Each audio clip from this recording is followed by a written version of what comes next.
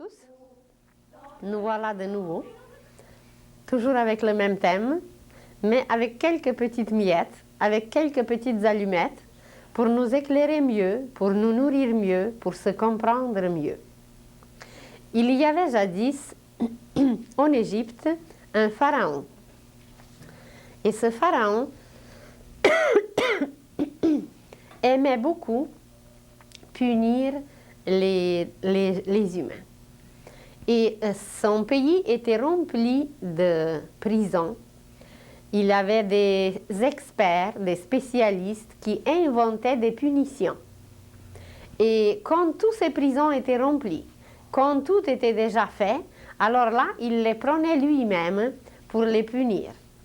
Et un jour, on amène devant lui deux détenus, deux pêcheurs, et comme il n'y avait pas de prison, comme il n'y avait plus de place pour les placer quelque part, il fallait inventer quelque chose bien qui était valable pour les punir.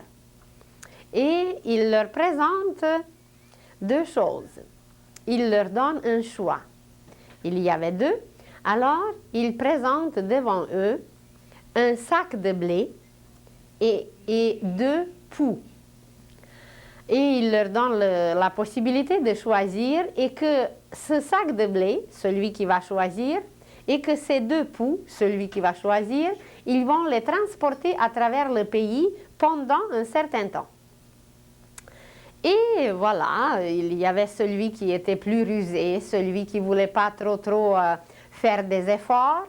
Il a évidemment choisi rapidement deux poux et puis il était tout content parce que de porter un sac de blé, c'est trop lourd. Et l'autre, eh bien, il ne lui restait plus rien que de prendre le sac de blé et de transporter à travers le pays entier ce sac de blé qui était très lourd. Mais que voilà, ils commencent leur route et très bientôt, ils rencontrent des paysans. Et celui qui portait le blé, évidemment que c'était pesant, que ce n'était pas facile. Et celui qui transportait les deux poux, eh bien, il sifflait, il chantait, c'était très facile. Et les paysans les rencontrent et ils leur demandent « Qu'est-ce que vous transportez ?» Alors celui qui transportait le blé, il le dit et il lui demande « Peux-tu nous donner un peu de ton blé ?» Bien sûr. Alors il leur donne un peu de blé et son sac est devenu plus léger. Et il continue. Et auprès de notre village, il rencontre de nouveau des paysans. Et ces paysans leur demandent qu'est-ce qu'ils transportent. Et alors, celui qui transportait le blé, il le dit. Et l'autre le dit aussi. Alors, il lui demande le blé. Et sur l'autre, excusez-moi, il crache sur l'autre. Parce que les poux, ça ne les intéressait pas. Et il continue, et il continue. Et voilà, ils arrivent auprès d'un troisième village. Et de nouveau, les paysans les rencontrent. Et celui qui avait le blé, évidemment, il leur a offert de nouveau le blé. Et celui qui transportait les poux, alors les gens détournaient la tête. Et bien, ils n'aimaient pas ça. Et le temps passait, et le temps passait. Et celui qui transportait le blé, ça fait longtemps qu'il n'avait plus de blé. Alors sa démarche était légère, il n'avait plus de poids, et que voilà, sa pénitence n'était pas tellement terrible. Mais celui qui avait des poux, avec le temps, évidemment, les poux ont commencé à se multiplier, et à se multiplier, et à se multiplier, et il était complètement couvert de poux, et il n'y avait rien à faire, il fallait qu'il transporte son bagage, il fallait qu'il transporte eh bien, ce qu'il a choisi et que voilà, tout le monde se détournait de lui et tout le monde crachait sur lui et puis voilà, c'était la fin de leur choix. Et nous nous comportons très souvent comme ces deux punis. Au début, nous regardons seulement qu'est-ce qui est le plus facile. Nous ne pensons jamais quelles conséquences, quels résultats cette chose va donner, ce choix va apporter. Nous nous précipitons de choisir quelque chose qui va nous enterrer par la suite, mais comme au début ça nous paraît facile, ça nous paraît, oh, c'est très léger, alors on choisit normalement l'époux, mais sans savoir qu'est-ce que ça va donner par la suite. Tandis que le blé, qui est bénéfique par soi-même, qu'on peut partager avec tout le monde, personne ne choisira, à moins que ça nous reste parce qu'il n'y a pas d'autre choix. Alors cette petite histoire nous montre aujourd'hui la situation de l'humanité. Savez-vous qu'est-ce que nous avons choisi depuis longtemps? Nous avons choisi la matière. Notre but est complètement dans la matière. Et qu'est-ce que nous nous préparons? Nous nous préparons un tombeau. L'humanité entière, ce n'est pas seulement l'époux, ce n'est pas seulement quelque chose, un parasite qui va nous grignoter, qui va nous ronger. L'humanité se prépare un tombeau. Pourquoi? Parce qu'elle a choisi le chemin plus facile. Elle ne voulait pas apprendre la connaissance divine et que voilà, nous nous trouvons aujourd'hui dans la même situation que ces deux punis dans cette petite histoire d'ancienne Égypte. Le but de l'humanité aujourd'hui se trouve dans la matière. Et puisqu'il est dans la matière, cette matière l'enterre. Constamment, l'humanité est enterrée et ce n'est pas la première fois que l'humanité, en plus grande partie, va disparaître. Elle est déjà disparue à plusieurs reprises et il y avait seulement une petite poignée d'êtres humains, une petite partie de l'humanité qui est restée pour procréer de nouvelles civilisations. Et aujourd'hui, de nouveau, nous nous trouvons au même tournant, nous nous trouvons devant le même choix et nous continuons à choisir ce qui est obscur, ce qui est opaque, ce qui ne nous permet pas d'accéder à la vie divine, à la vie éternelle. Alors, si nous regardons seulement une journée de notre vie, parce que nous ne voyons pas la vie au complet, mais si nous nous regardons seulement pendant une seule journée, qu'est-ce que nous avons fait pendant cette journée? Quelque chose de merveilleux, quelque chose de satisfaisant, quelque chose d'encourageant, quelque chose qui nous apporte la joie, parce qu'on a donné, on a servi, on a bien fait. Eh bien, nos journées traînent comme ça, puis c'est pas fameux, et puis bien, c'est désorganisé, c'est désordonné, c'est inharmonieux. Et voilà, nous nous trouvons aujourd'hui devant les portes d'une nouvelle époque, avec tout notre bagage du passé, avec tous nos parasites, avec tous nos poux. Et voilà, le but, eh bien, il est bien dans la matière et il nous enterre. Alors, qu'est-ce qu'il nous faut aujourd'hui? C'est de changer de but. Au lieu qu'il soit tourné vers le bas, où les diables nous viendront grignoter, il faut le placer vers le haut. Et vous allez dire, oui, mais c'est quoi? Eh bien, on nous l'a dit à plusieurs reprises, mais on ne l'a jamais entendu. On nous parle depuis 2000 ans qu'un jour, sur la terre, va s'installer le royaume de Dieu. Présentement, on nous parle de l'ère du Verseau. On nous parle de l'âge d'or. On nous parle de la nouvelle époque. Mais est-ce que nous voulons vraiment entendre, est-ce que nous voulons vraiment accepter que toutes ces nouvelles époques ou toute cette nouvelle époque s'en vient et que nous sommes conscients et que nous voulons nous débarrasser, faire le ménage en nous, autour de nous, pour participer. Ce qu'on demandera de nous, c'est de participer. Supposez que vous cherchez un travail et que vous avez les diplômes les meilleurs et que vous êtes décidé à 100% de trouver le travail et que vous pouvez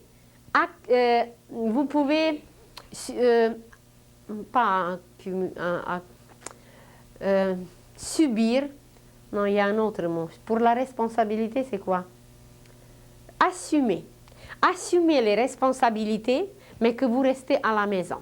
Alors, avec vos diplômes, avec votre décision, avec le fait que vous pouvez assumer la responsabilité, si vous n'allez pas au bureau, si vous ne participez pas, et qu'est-ce qu'il vous demande le patron? Quand est-ce que vous pouvez vous engager? Eh bien, si vous restez à la maison, ce n'est pas un engagement, c'est qu'on ne participe pas au travail. Et c'est la même chose pour nous aujourd'hui, envers la nouvelle époque, envers l'ère du Verseau, envers l'âge d'or et envers le royaume de Dieu. Il y a peut-être parmi nous des êtres magnifiques. Il y a parmi nous des êtres qui ont une bonté infinie dans le cœur. Il y a peut-être même certains qui sont assez éclairés dans l'intellect. Mais que voilà, on reste assis, passif, paresseux, et on ne veut rien faire, on ne veut pas s'engager, ça veut dire participer.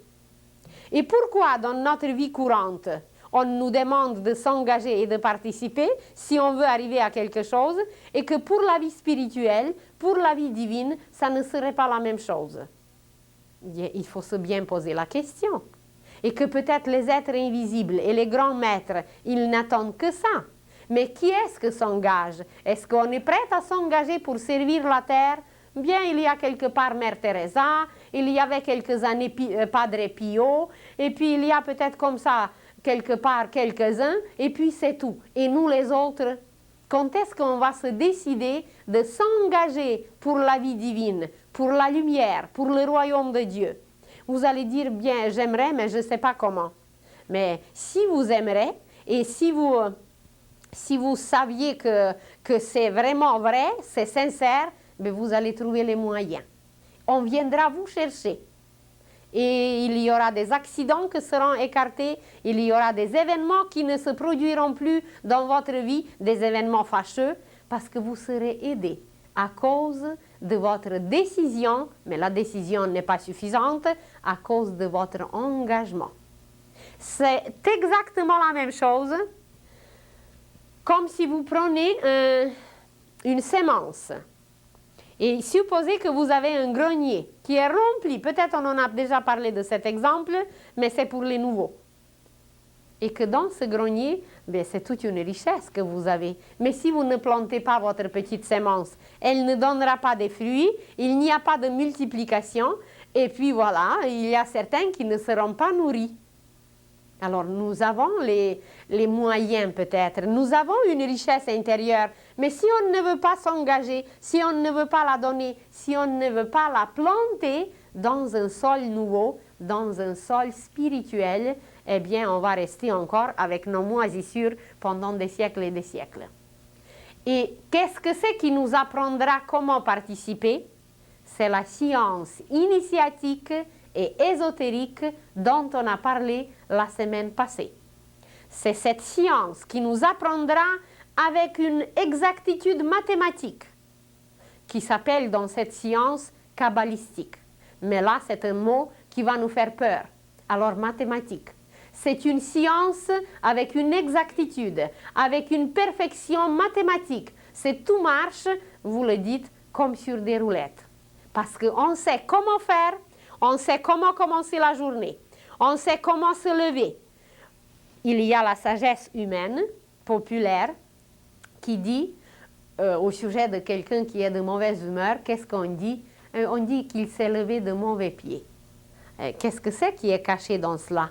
Pourquoi il s'est levé de mauvais pieds? Et quel est le mauvais pied? Eh bien, on va nous apprendre qu'est-ce que c'est de se lever de bons pieds. Et toujours de bons pieds, et toujours commencer la journée comme il faut. Eh bien, on apprendra que le pied droit, c'est la volonté. Et que nous venons sur la terre pour exercer la volonté, pour s'engager, pour participer à quelque chose. Eh bien, le pied gauche, ça ne veut pas dire qu'il est mauvais.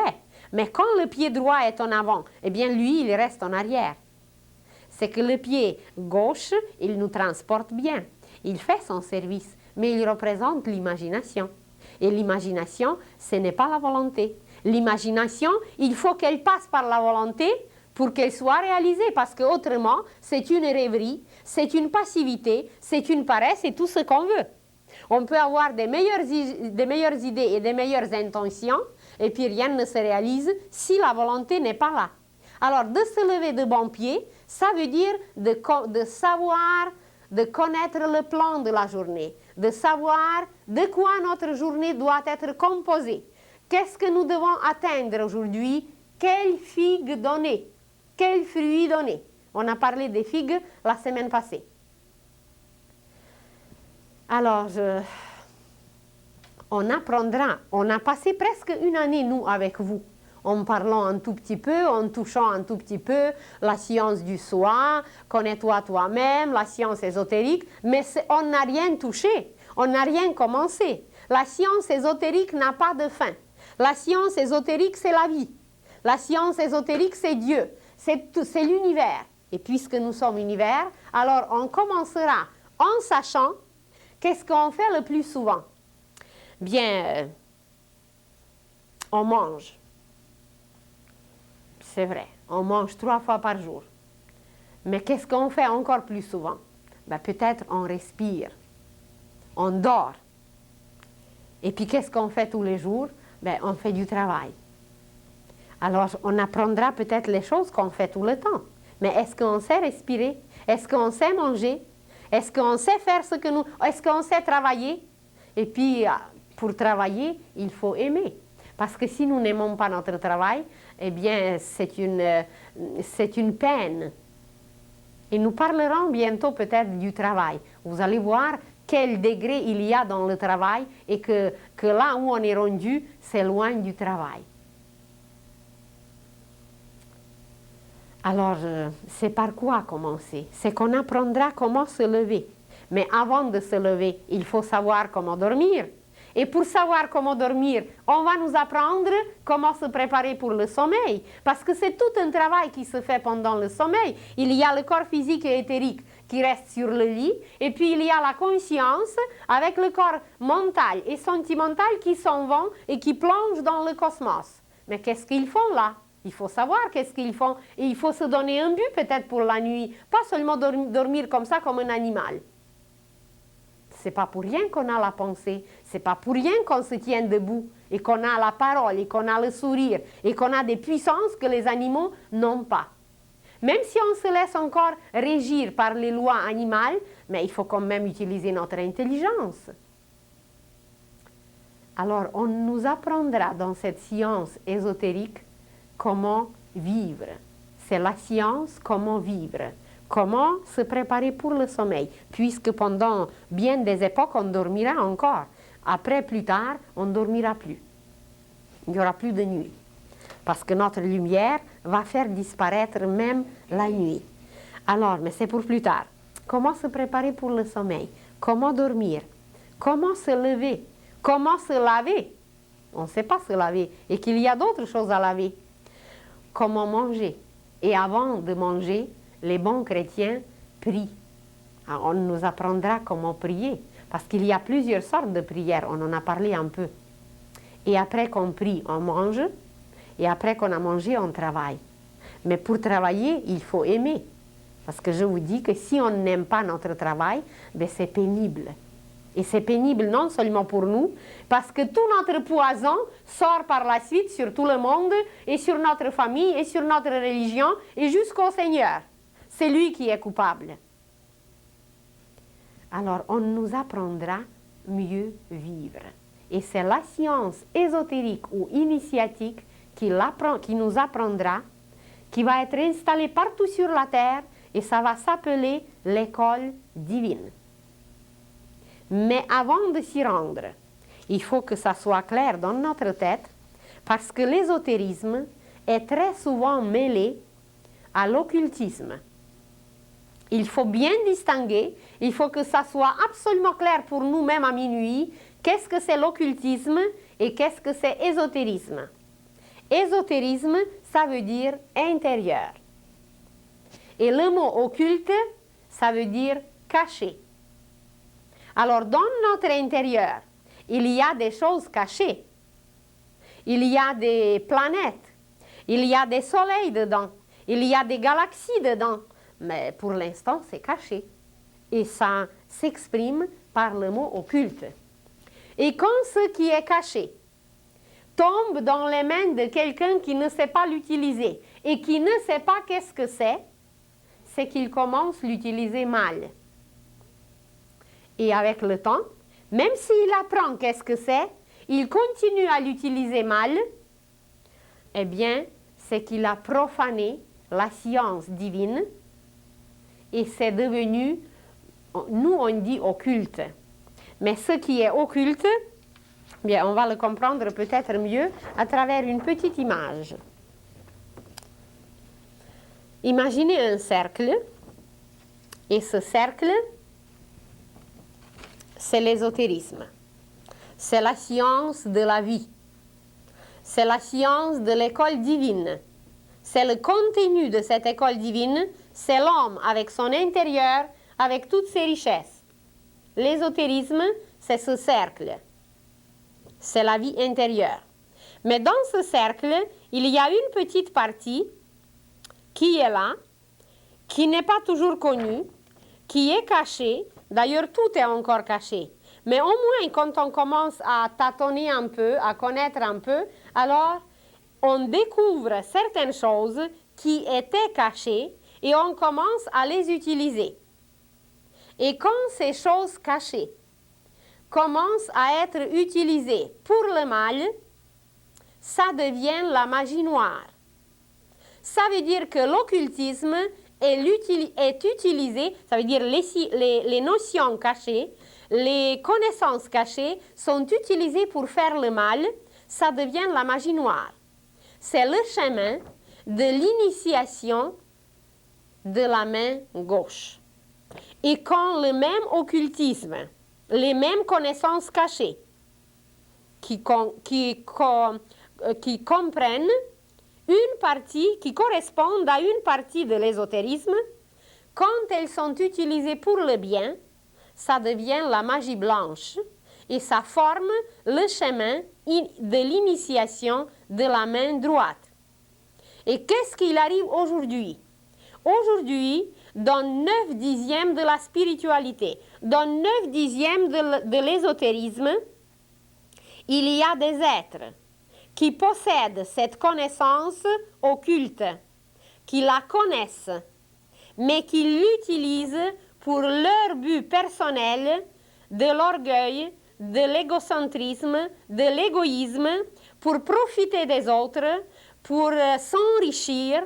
Et quand cette partie de l'ésotérisme qui est cachée, qui s'appelle occulte, est utilisée pour ses buts destructeurs, eh bien, ça nous fait peur par la suite parce qu'on dit c'est les sciences occultes qui l'utilisent.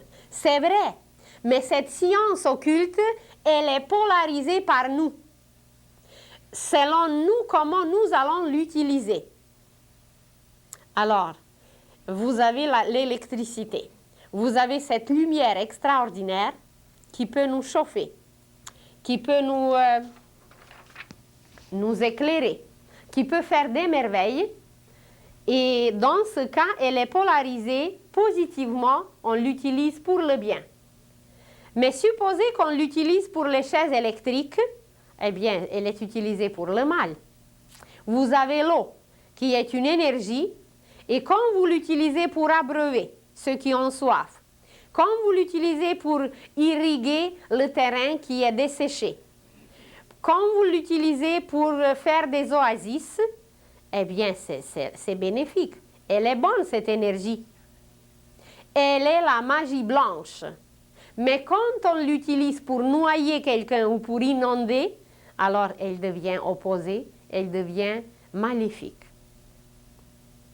Alors l'occultisme est une partie de l'ésotérisme que la plupart des ésotéristes qui devraient l'utiliser pour le bien, mais je ne vais pas les appeler ésotéristes, je vais les appeler occultistes. Il y a beaucoup d'occultistes qui utilisent les notions, la science ésotérique pour faire du mal.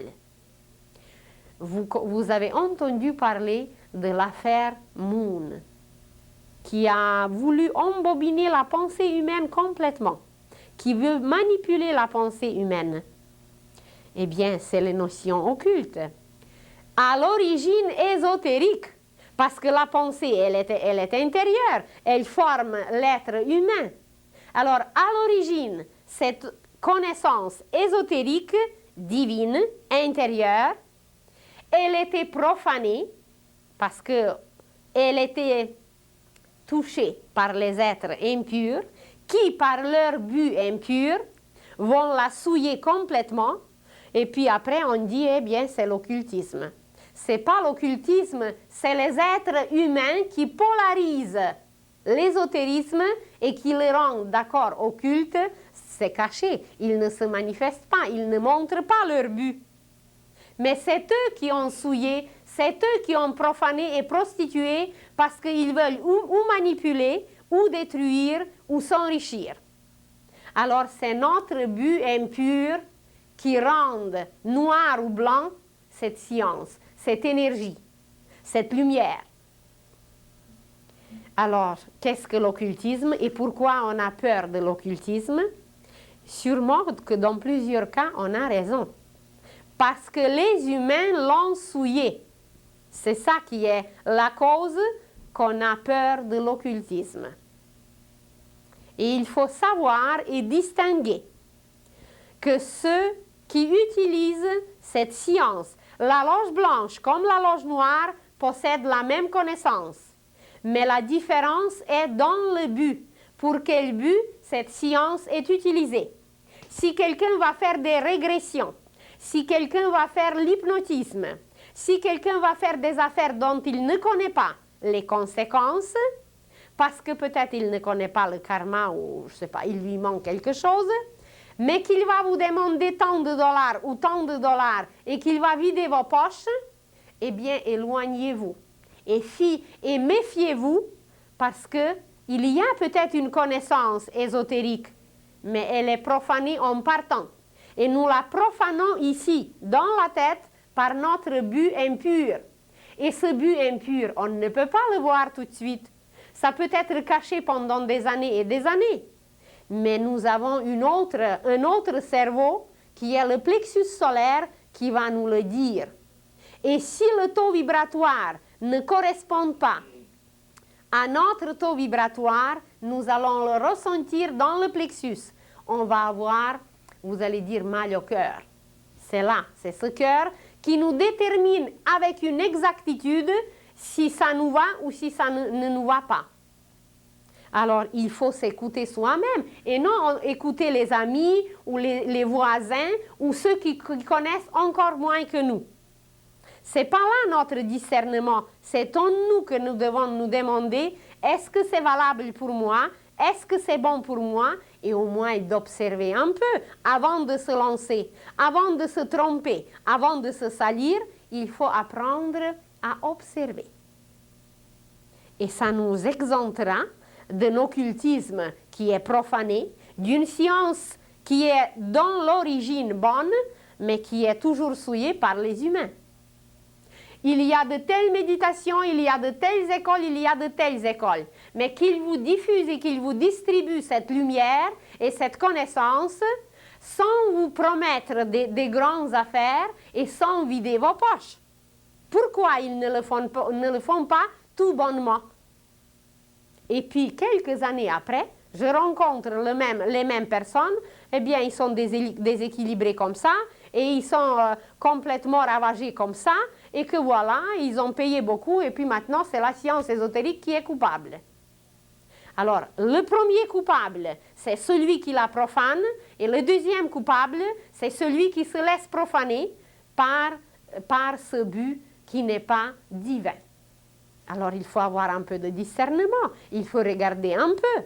Quand vous voulez s'aimer votre jardin, ben vous faites le choix dans vos grains. Vous ne s'aimez pas comme ça n'importe quoi et n'importe comment. Alors pourquoi de la science ésotérique, on prend et on avale tout n'importe comment, comme des souris, comme des chats qui avalent les souris tout au complet, avec les intestins et la queue et la tête. Ben, il faut regarder un peu. Quand vous choisissez la nourriture, vous faites votre choix. Bien, vous enlevez la pelure et puis vous faites tout simplement, vous prenez seulement ce qui vous va. Et même de ce qu'on a pris, c'est l'organisme après qui sait qu'est-ce qui est valable et qu'est-ce qu'il n'est pas.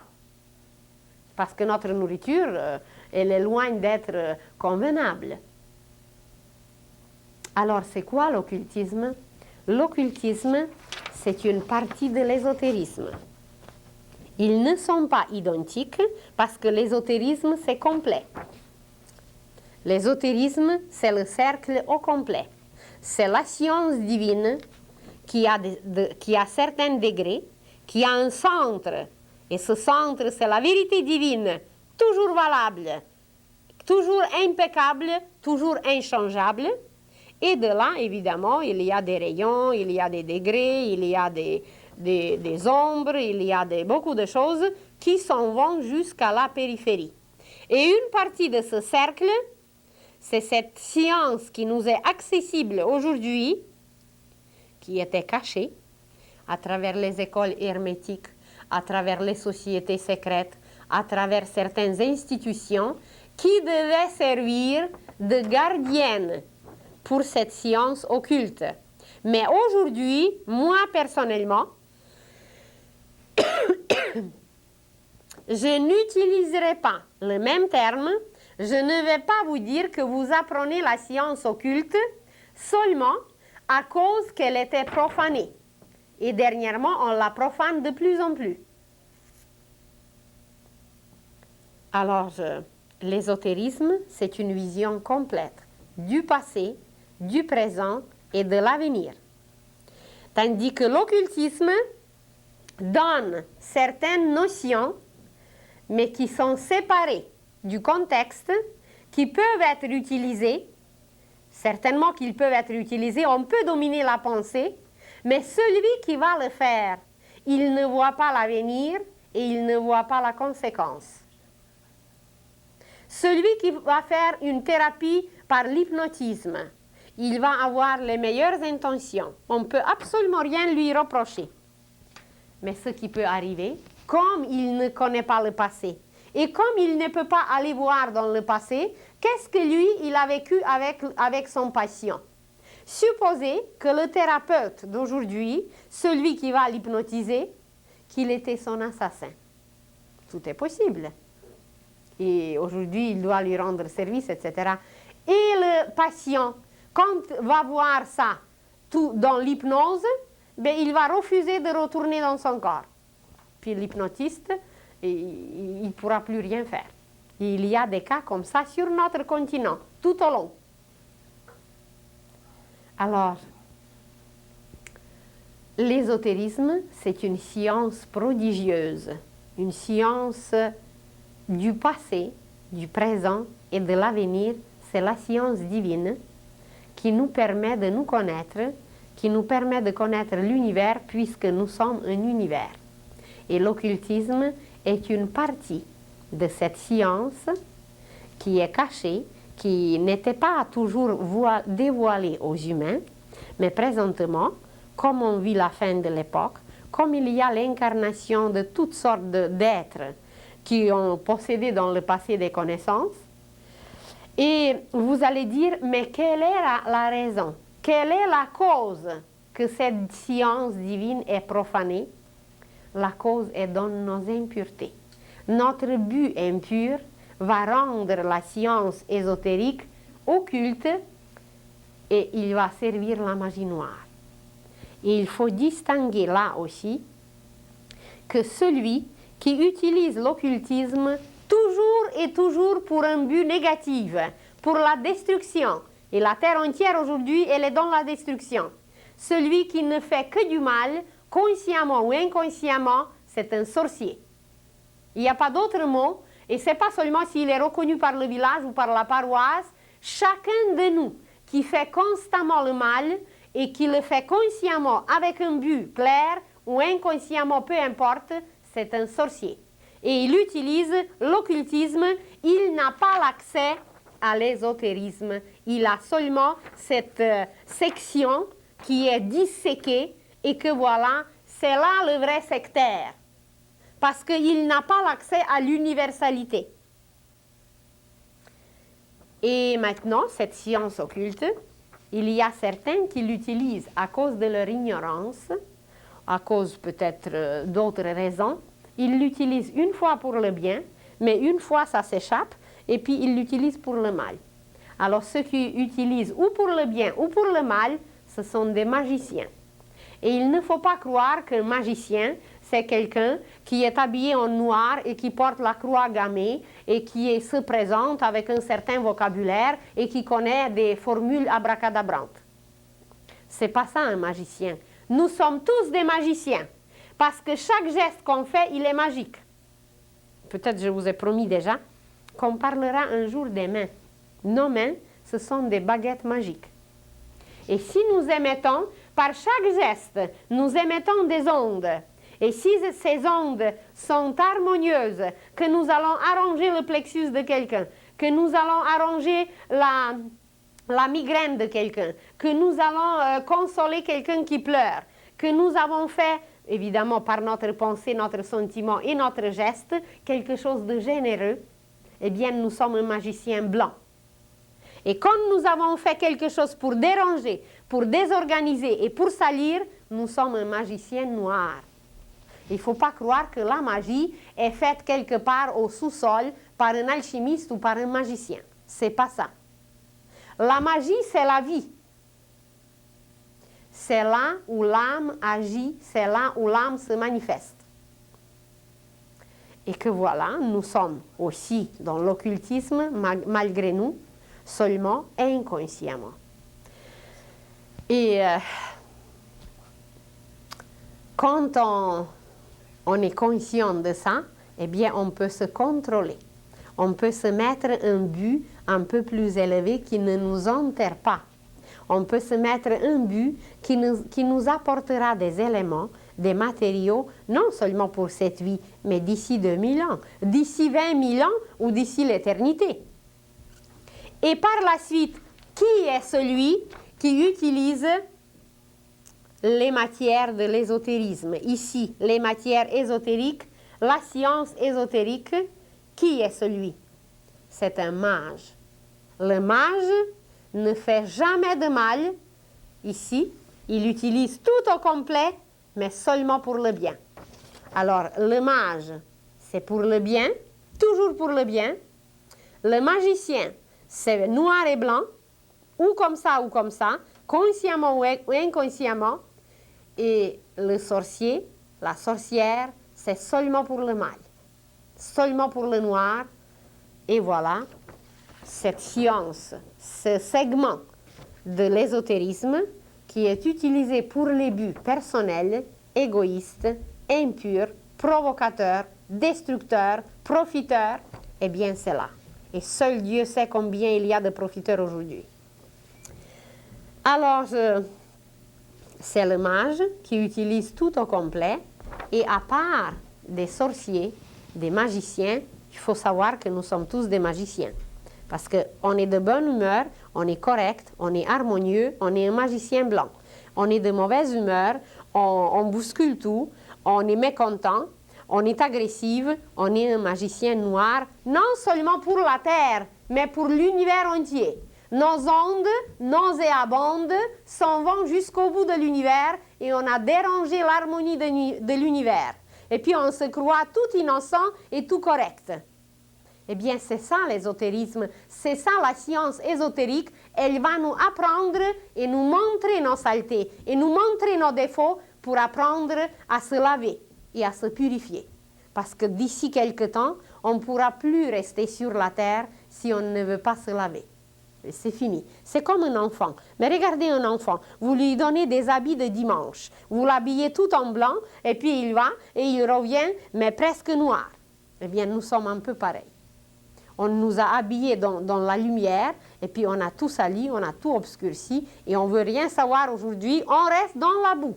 Pourquoi dans la boue? Parce que notre époque s'appelle Kali Yuga.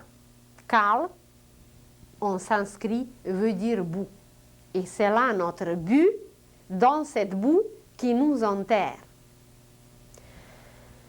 Alors, et si les occultistes placent leur but aussi dans cette boue, eh bien, c'est évident qu'ils sont les magiciens noirs et que ce n'est pas pour rien que les gens ont peur de l'occultisme. Mais ça dépend de nous, comment nous canalisons cette science. Et ce n'est pas tout. D'accord, on a parlé la semaine passée et maintenant que c'est une science. Mais ce n'est pas seulement une science, elle serait incomplète si l'ésotérisme serait seulement une science. La science, c'est quoi? La science, c'est la base. La science, c'est les racines. Mais est-ce qu'un arbre est complet seulement avec ses racines?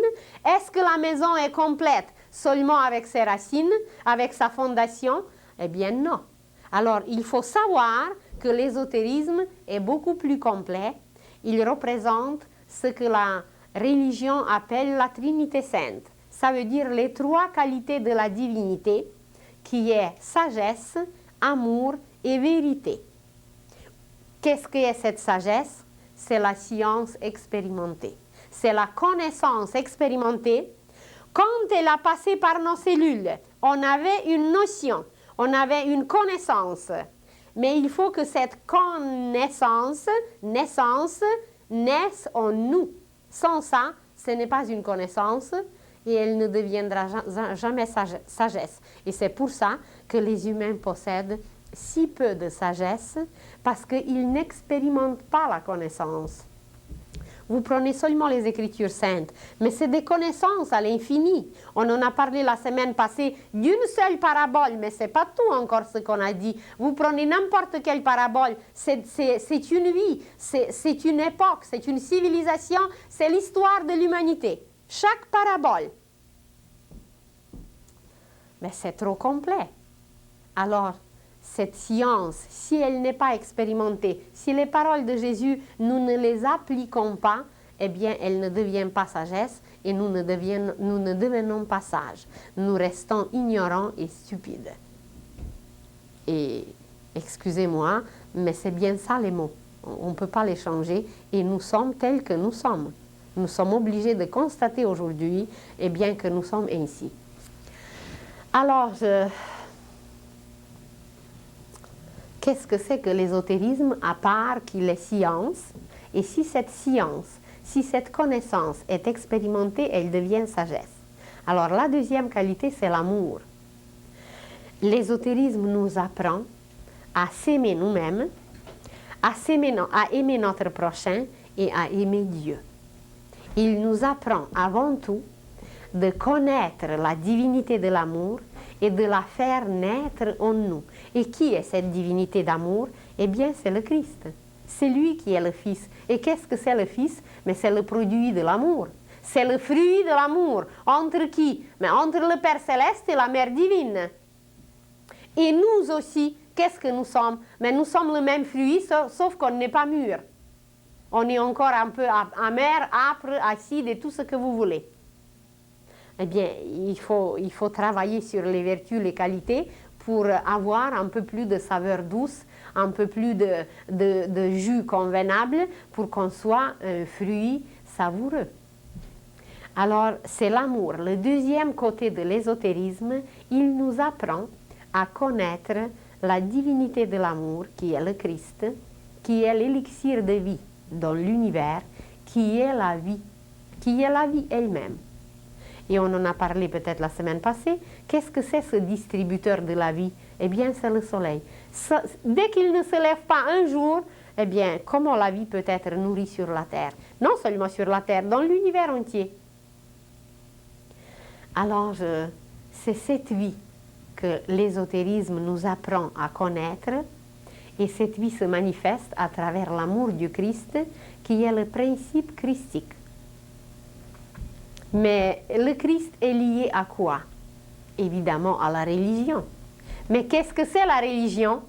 C'est un mot latin qui veut dire relier. Religare, ça veut dire relier. Alors, avec quoi cet amour doit nous relier? Mais avec Dieu, avec le Seigneur, avec le Père. Et le Christ a dit, vous ne pouvez pas aller au Père qu'à travers moi. Mais ça veut dire qu'on ne peut pas accéder à cette vérité divine qui est le chapeau, qui est le sommet, qui est le toit, qui est la cime, si nous ne passons pas par le tronc. Alors le tronc, c'est la religion. Mais ce n'est pas cette religion séparée. Imaginez le tronc où il y a, je ne sais pas, il y a la sève qui circule, mais que le tuyau, le courant qui passe à droite, qu'il va détester celui qui passe à gauche. Parce que c'est arabe, ou parce que c'est bouddhiste, ou parce que c'est ça, ou parce que c'est ça. Imaginez que cette circulation dans le tronc de l'arbre, le tronc représente l'amour, le tronc représente le lien, le ciel et la terre. Les racines, la terre, et la cime, le ciel. Et c'est le tronc qui les lie, c'est la religion. Mais dans un arbre, c'est une harmonie. Autrement, il ne pourra jamais nourrir ses fruits si un courant va détester l'autre, comme nous nous détestons sur la terre. Et non seulement détestant, c'est pas tout, mais exterminer. Il faut les exterminer parce qu'ils ne sont pas comme nous. Mais on ne s'est pas posé la question, ben c'est peut-être le même père qu'on a. Donc on est les fils du même père.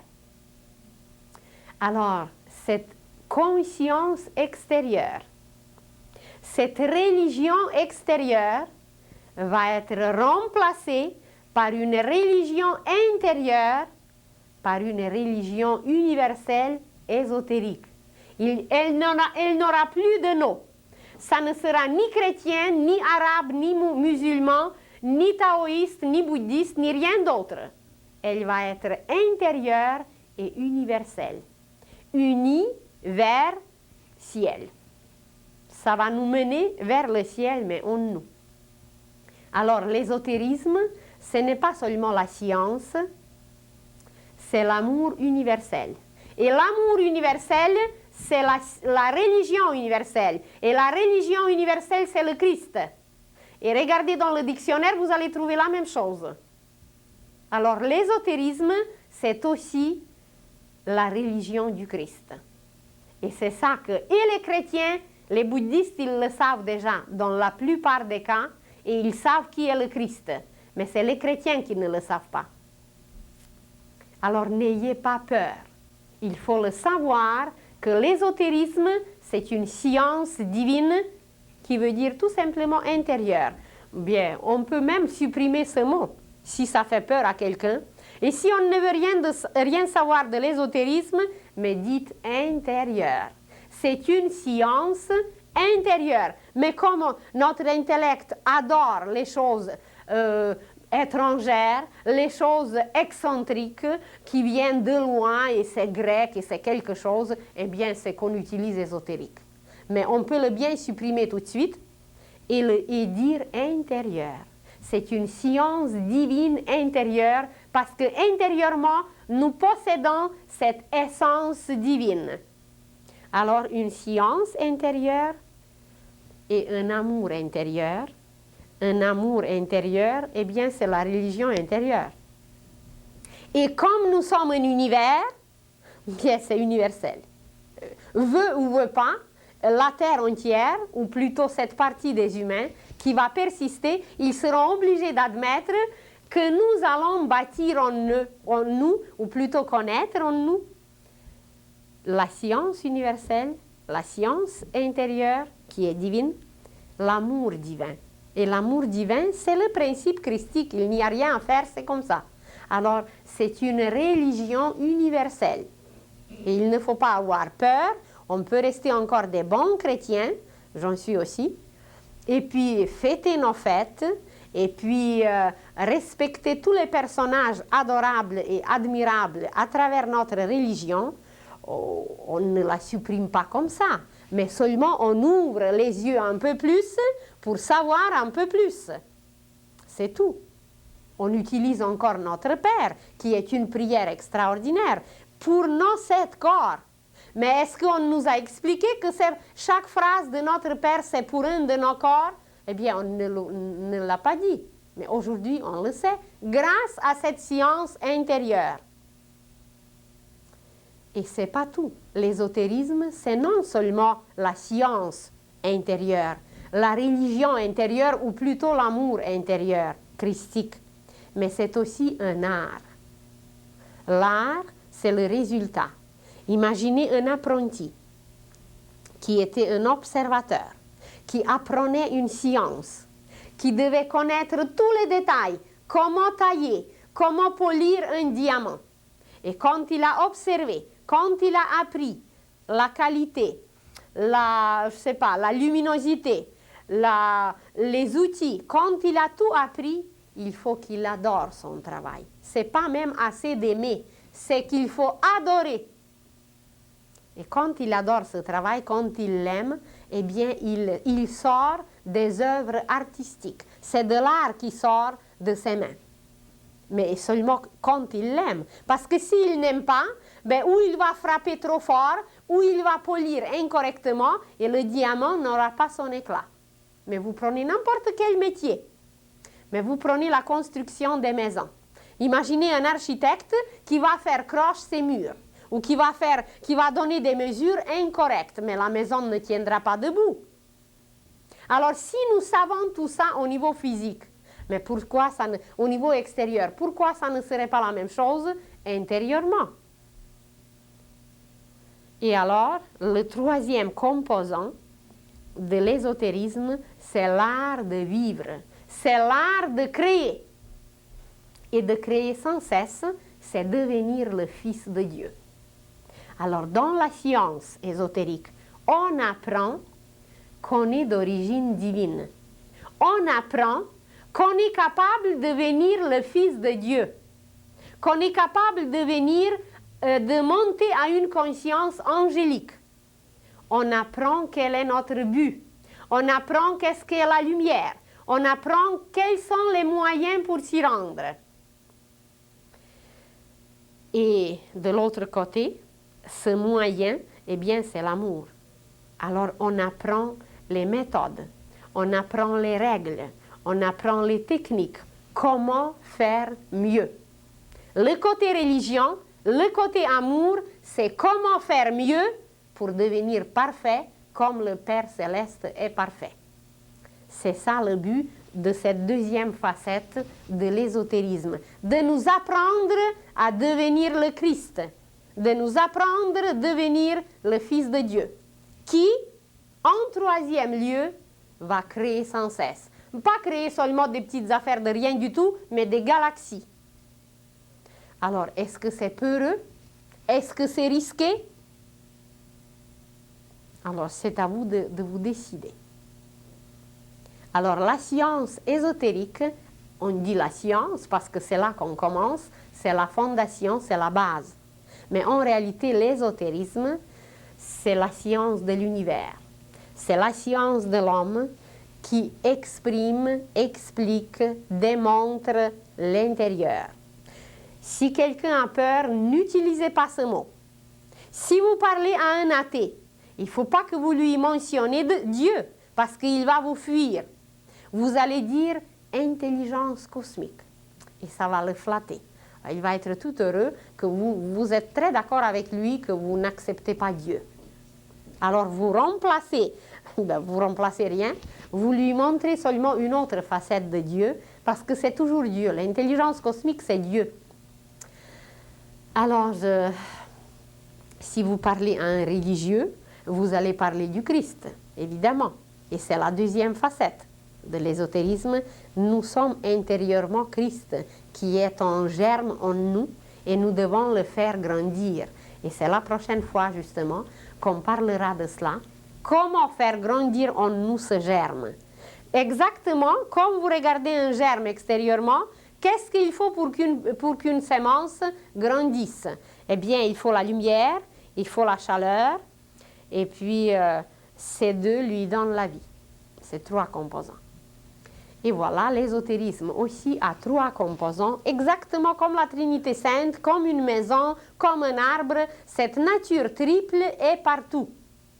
Et vous allez dire, et en nous? Mais évidemment, l'esprit, l'âme et le corps. Est-ce qu'elle est triple? Eh bien oui. La tête, le corps et les membres. Alors, l'ésotérisme a sa nature triple, la sagesse, l'amour et la vérité. Les racines, le tronc et l'arbre. La connaissance ou la science, la religion et l'art. Mais pas quelque chose de séparé, c'est complet. Pas quelque chose de sectaire, c'est universel. Soulignez bien ce mot, universel. Uni vers le ciel. Uni avec le ciel. Alors voilà, il ne faut pas avoir peur, il faut savoir que c'est une science de nous-mêmes. Et il faut être fier qu'on vous a révélé aujourd'hui que cette science existe et se diriger pour l'apprendre, pour la connaître avec un but divin, pour qu'elle ne devienne pas cette section occulte que les magiciens noirs utilisent, pour que ça soit une science de lumière, pour que ça soit un amour christique et un art de Saint-Esprit. C'est la puissance de Saint-Esprit qui se manifestera à travers nous et nous permettra de vivre la vérité divine, la vérité du Père, sa perfection. Vous allez dire, c'est pas pour demain, ça ne fait rien, on va le faire même si c'est d'ici l'éternité. Alors, voilà, c'est une autre facette pour nous connaître mieux, pour se décider à nous connaître, pour choisir un but et pour participer, prendre part à la vie nouvelle qui s'installe sur la terre. Comment l'imaginer cette nouvelle vie? Comme un printemps. D'ailleurs, on est là, à la veille. Vous observez comment tout bourgeonne. Vous observez comment tout commence à pousser. Est-ce qu'il y a la science, une science qui peut arrêter le printemps?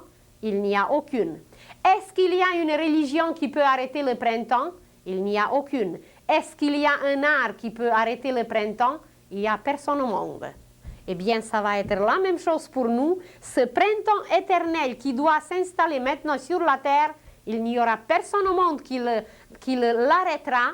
Même si on l'accepte ou on ne l'accepte pas, le printemps va être là. Mais l'essentiel pour nous, c'est d'y participer. C'est de préparer les outils, c'est de se préparer un peu, le vêtement convenable pour faire notre jardin.